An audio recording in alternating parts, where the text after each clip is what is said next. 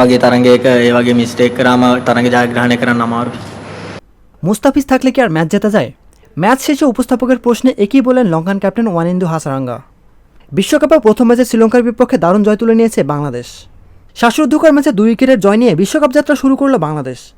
কিন্তু সব কিছুকে ছাপিয়ে আলোচনায় মুস্তাফিজের বোলিং।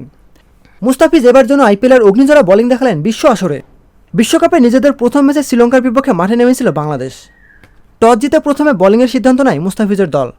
ব্যাটিংয়ে আমন্ত্রণ পেয়েই যেন ভয়ঙ্কর হয়ে ওঠে লঙ্কান ব্যাটাররা।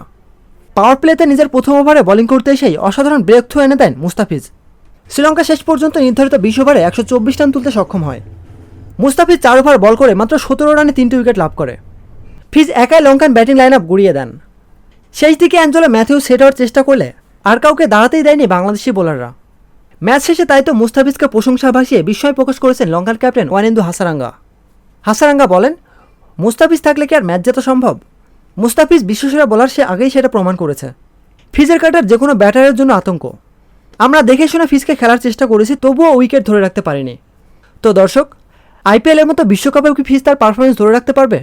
কমেন্ট করে জানিয়ে দিন আপনার মূল্যবান মতামত।